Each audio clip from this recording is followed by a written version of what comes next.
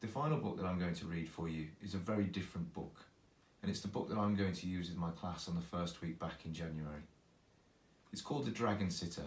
It's a very different style of book.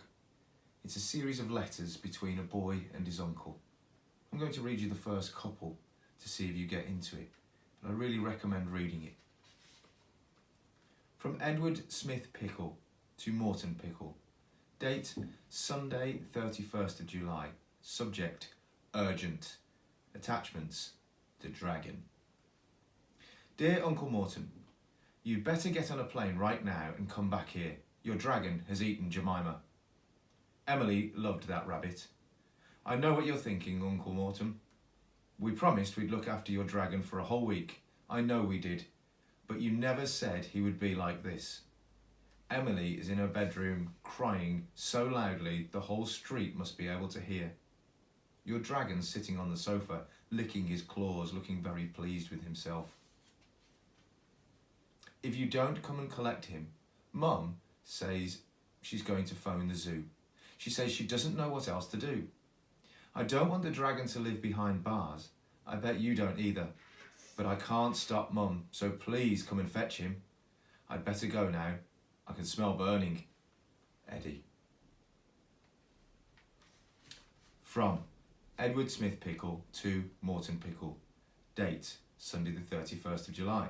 Subject, your dragon. Attachments, poo shoes.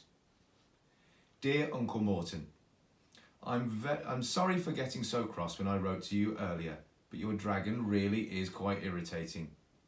I hope you haven't changed your flight. If you have, you can change it back again.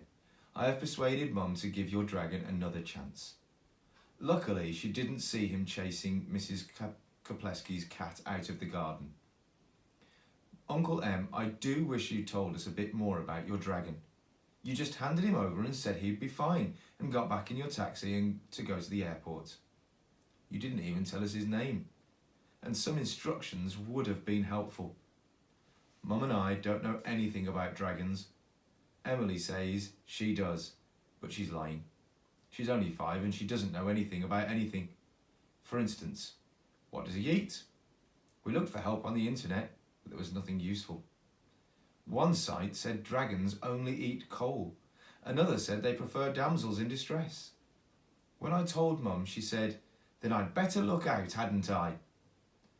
But your dragon doesn't seem so fussy. He eats just about anything. Rabbits, of course, and cold spaghetti, and sardines, and baked beans, and olives, and apples, and whatever else we offer him. Mum went to the supermarket yesterday, but she's got to go again today. Usually one shop lasts us a whole week. Also, you could have warned us about his poo. It smells awful.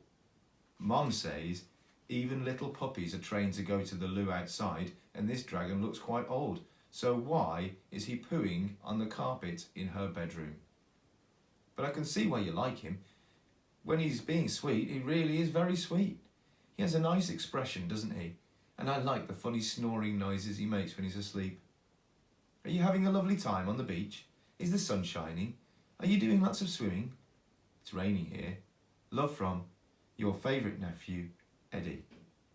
P.S. The smell of burning was the curtains. I put out the fire with a saucepan full of water. Luckily, it had dried by the time Mum saw them. From Edward Smith Pickle to Morton Pickle. Date, Monday, 1st of August. Subject, the fridge. Attachments, the hole. Dear Uncle Morton, I wish I could say things were better with the dragon today, but actually they're worse. This morning we came downstairs for breakfast and found he'd made a hole in the door of the fridge. I don't know why he couldn't just open it like everyone else. He drank all the milk and ate yesterday's leftover cauliflower cheese. Mum was furious. I had to beg her and beg her and beg her to give him one more chance. I've already given him one last chance, she said. Why would I give him another one? I promised to help clear up any of the mess. I think that was what changed her mind. I'm hoping he'll go in the garden from now on. Mum is keeping a bill for you. It's now 2 supermarket shops and a new fridge. She says she'll charge you for the carpet too if she can't get the stains out.